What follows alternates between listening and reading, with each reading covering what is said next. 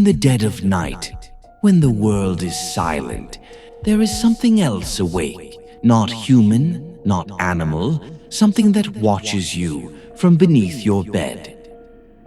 They call it the Tokoloshe, a creature so small, so twisted, so invisible that you never see it coming until it is already sitting on your chest. For centuries, the Zulu people have whispered about a spirit that moves in shadows, a dwarf-like demon that slips into rooms when the moon is hidden. It crawls across the floorboards, climbs onto the blankets, and steals the breath from sleeping bodies. This is not a ghost story. This is a creature feared even today, feared so deeply that families lift their beds onto bricks just to keep it from reaching them. Tonight you will hear its legend, but once you learn its name, it may start looking for you. Long ago, deep in the forests, when the world was ruled by magic rather than men, the Tokoloshe was said to be born from the darkest kind of ritual. A shaman, consumed by hatred, performed forbidden rites.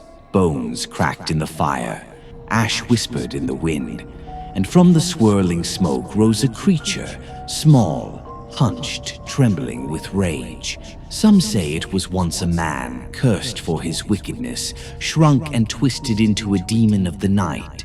Others swear it crawled from riverbeds, rising from mud under a moonless sky, dripping with water that smelled of death. But every story agrees. The Tokoloshe was never meant to live among humans. It was meant to hunt them. When the Tokoloshe chooses to reveal itself, the sight alone can break a person's sanity. Witnesses describe a hairy figure no taller than a child, with arms too long, joints bending the wrong way, and a mouth that stretches wider than any human mouth should.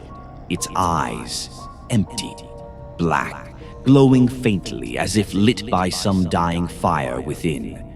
Sometimes it crawls, sometimes it scuttles, sometimes it simply appears beside your bed, or behind your curtain, or perched upon your chest, staring directly into your soul.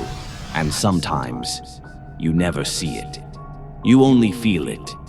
The attacks come when you are half asleep, caught between dreams and waking.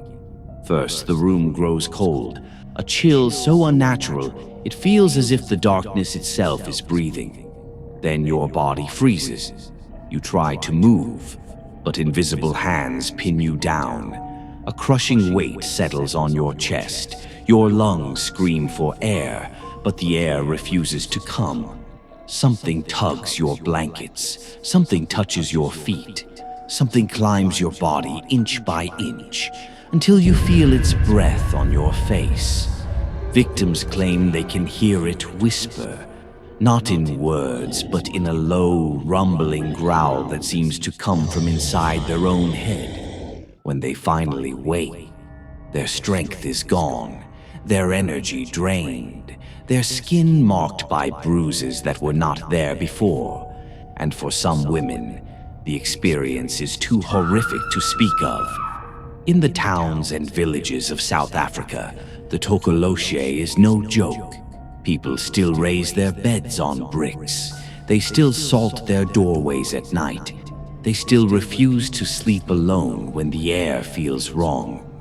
Schools have shut down dormitories after students ran screaming from their rooms. Entire families have abandoned houses where something invisible walked the halls at night. Police reports describe people who died silently in sleep, healthy, young, with no cause of death.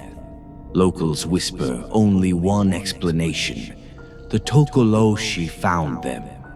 There are stories of women waking to find the imprint of small hands on their thighs, of children screaming that something was biting their toes, of wet footprints leading from door to bed and then disappearing beneath it. Those who fear the Tokoloshe know this: you cannot fight what you cannot see. The only hope is in ancient rituals, Healers burn sacred herbs, filling the house with thick smoke that drives spirits away. Salt is poured in circles near the doors. Beds are lifted high off the ground. And if the Tokoloshe was sent by a witch, a stronger witch must send it back. Even then, the creature may return. It always returns to those it marks. The Tokoloshe is not a myth. It is a shadow that travels through generations, a creature shaped by fear, by hatred, and by magic older than memory. Tonight, when the lights go off and your room grows quiet, listen carefully to the darkness around you. If you hear a soft scratching beneath your bed, if you feel a coldness crawling up your spine, if you wake with the sense that something is sitting on your chest, do not open your eyes, because if you do, you might see a pair of hollow eyes staring back at you. And once you lock eyes with the Tokoloshe, it will never leave you. If this tale chilled your bones, don't forget to like, subscribe, and hit the bell icon. More nightmares are waiting, and the next story might be even darker.